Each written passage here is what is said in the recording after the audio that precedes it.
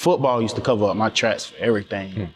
So like I was wilding, but my name came, I'm like, nah, not football player, I don't believe that.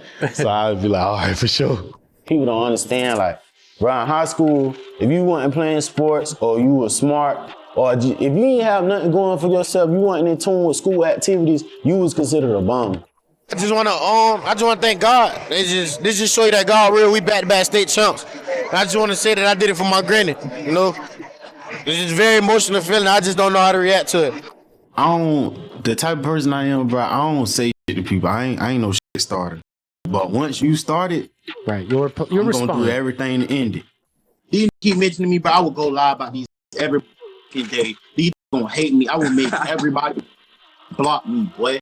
All right, so today we're going to be talking about this Foolio situation just a little bit more because news is just coming out saying that a Jacksonville rapper named JDot Breezy has been kind of linked to this entire situation. And this news is all coming from the discovery paperwork that was filed in this case. And in that discovery paperwork, people were really quick to notice that when the police were subpoenaing people's phone numbers and accounts to try to figure out what happened to Foolio, they had filed subpoenas for JDot Breezy. Now, we seen 4 of the 5 people accused be arrested. One of those people are still on the run. And as far as we knew up until now, those were the only suspects in this case. But with this new discovery coming out, like I said, people are starting to link 2 and 2 together. And it seems like there may be more to this story than what we have all heard so far. Or at least that's the picture that's being painted, right? And people are trying to tie JDot Breezy into this entire thing based solely on the information that his accounts were also subpoenaed along with Alicia Andrews, Davion Murphy, Isaiah Chance, Rashad Murphy, and Sean Gathright, which are the people that were formally accused. So we can see right here that they subpoenaed his Apple iCloud account. His name in here is Jacory Rivers. In the next bit of this paperwork, we can see that they also subpoenaed his cell site records. And in this last one, we can see that they subpoenaed his Instagram account, and his name is listed right next to all of the people that were formally accused, and also Julio's account was subpoenaed. Now, it's based on this that people are trying to say that maybe JDot has something to do with this. I'm gonna go ahead and play devil's advocate for just a quick second, because I would think if there was anything in that iCloud account or in the Instagram account or anything that had to do with the cell site records that would place JDot Breezy in the vicinity or link him to having something to do with this, they probably would have arrested him along with the others, and they didn't. All right, so I'm not saying he didn't have anything to do with it. I'm saying I just don't think that there's enough right here in this paperwork to say he did. However, him and Julio did have problems in the past. Now, JDot Breezy, he wasn't in the streets really as a youngin'. He was a football player. We seen clips at the beginning of this video with him talking about his love for football, but he had a brother or a cousin. I can confirm which one it was. He calls this dude his brother. Other people say it's his cousin, but he had a brother named Rollo that was affiliated with Young and Ace, ATK, and Rollo ended up losing his life during a shootout in Waycross, Georgia, when apparently some people pulled up on ATK members, including Young and Ace, hopped out and started shooting, right? Some of y'all might remember this story. Apparently, Queso and Scotty, who were both ATK members, were shooting back, but it was during this shootout that Rollo was hit in a crossfire and he passed away. Now, Rollo was, like I said, JDot Breezy's brother, and it was around this time that JDot Breezy began to affiliate himself with ATK. Now, he had always been around not only ATK, but also some of the people in Julio's clique since a youngin', because they all grew up around the same area. But it was around the time when his brother died that JDot became heavily affiliated with ATK.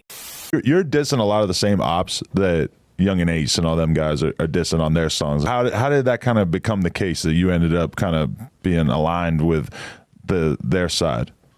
It wasn't even necessarily like, it was, I wouldn't say it was like I picked the side. It was like I was forced on the side. Like I said, I'm not the type of dude that's like, oh, if I get out and a motherfucker, oh, don't f that nigga because I don't f with him. And I was with him, like, I ain't finna do that. Like, I'm not that type of dude. Like, I don't play them type of games. If that's the case, I just won't f neither one of y'all. So it was just like, when I got out, it was just like throwing subliminals. So it was like, it kind of like eased me on this way. And like, just happened. Like, just started happening, you feel me? Right. So it was like, boom, that's what it was. Sure. My brother, Rollo, you feel me, was around Ace and all them boys. And then, like, I grew up with Queso and his brother. Right. Like, my mama know they mama. Like, we was god brothers and god sisters when we was kids. Right, so like he said, his brother was heavily affiliated with ATK, and he grew up knowing these people. However, like I said, he wasn't in the streets. He was into football, but after he ran into some trouble at school, bro ended up giving up on the dream of being a football player, ended up dropping out and going to jail, I think on 2 different occasions. One time was over a stolen car, the other time was over a gun charge. But after that second time, when he got out of jail, he decided he was gonna take his rap career seriously. So he got in a booth and started dropping songs, and in these songs he was taking shots at Julio and people inside of Julio's clique, and that was mainly because they were dissing Rollo in their songs. So when JDot Breezy finally did decide, all right, I'm gonna jumpstart my rap career, he decided to send some shots back. You're talking about, you know, Foolio, Bibby. It's a lot of things that you said that people are picking up right now when putting and making videos about. Yeah. You know, let's talk about the Foolio situation. I f with Foolio tough. I f with you real heavy. Do you know him personal, or is that just all internet?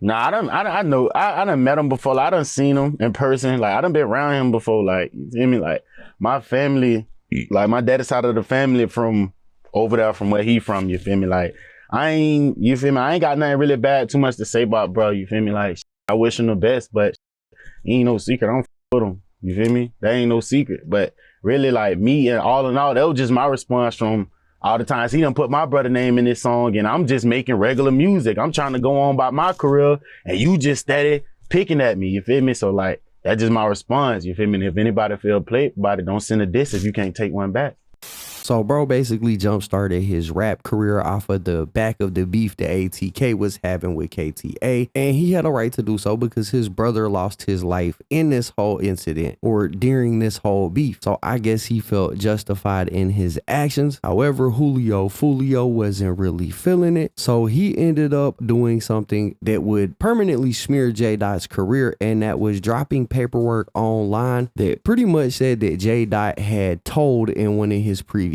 cases. So he put this up, and it was basically the full paperwork, and then he posted this that said at JDot Breezy, a rap free pop out, and I guess pop out is the person that he told on. And then Foolio went on interviews and started speaking about it on platforms like No Jumper. You posted some paperwork on JDot Breezy. Yeah. Where did you get that paperwork from? One of my little brothers that locked up, they was on a case together, and he basically sent this paperwork home type. That's real paperwork. Hey, he used to be in the hood for JDot. He used to be in the hood for you know what I'm saying, with a brother, man. That was all. Guess what? Motherfuckers don't care. You know what I'm saying? So it's f***ed up. So it is what it is. That's why I say I don't even like speaking on that rap. I'm on that over. I don't want to speak on that on the internet no more. Like, you know what I'm saying? And a nigga looking at every video, every face in that video, okay, you might be playing football, but you hanging with them. Like, so. I think I give a you support the cause. My best friend. That shit gonna hurt. Now, JDot would respond to this paperwork in a song called Established 2019. And in that song, he pretty much confirms that the paperwork was real, but kind of plays it off like it doesn't matter. And then he went silent on the subject and decided not to talk about it anymore, not to address it, and just gave his best attempt to continue furthering his career. Now, eventually, he would do another interview with Sean Cotton over on Say Cheese, where he would basically claim that he beat this snitching allegations, even though he didn't never really clear his name of those allegations. He just refused to speak on it. So I don't know how that works, but according to him, he eventually beat the allegations of snitching and moved on. Yeah, how long did it take for you to kind of get over the situation? Because snitching allegations, man, that can hurt careers, bro. And yeah, that can hurt. Damn. It actually didn't take that long because this shit really didn't bother me, to be honest. Like, it just bothered me for that moment, like, for like a day. And then after that, I was really over that shit because, like, I could have easily called the same person who was involved in this case, like, the victims. Could have easily called the victims, went on live. The person who came to court and who filed the charges and all this shit, I could have easily got on the phone, she told the truth of what's what to that. And that have been out the door, but I ain't feel the need to do that. So once I felt like that, I ain't give a about the situation afterwards, because it was like everybody knows me and come on, JDot ain't no right. Now, like I said, I don't know about beating them. I don't know if not speaking on it is the same as beating it, but hey, I guess more power to him. But as you can see, him and Julio, they had a little bit of history. And you got to think, if it was you having your paperwork posted online, something that could potentially be career ending, that might be something you hold a grudge over. So when people started seeing his name in the paperwork, they started thinking about, the history between these two. And people have started to come to the conclusion that maybe JDot did have something to do with this. Now, I can't confirm or deny if he did or if he didn't, but his name is definitely in them subpoenas. So maybe this is something we'll learn more about as the trial goes on, as time passes. Maybe we'll hear the prosecution bring it up or the defense bring it up. We'll just have to wait and see, but that's what we got. And y'all gotta let me know what y'all think about it in the comments down below. Anyways, that's basically it for the video, guys. If you enjoyed the content, be sure to hit the like button, subscribe, tap the notification bell so you get notified every time I upload a video. As always, it's been fun rocking with y'all, man. I'm out.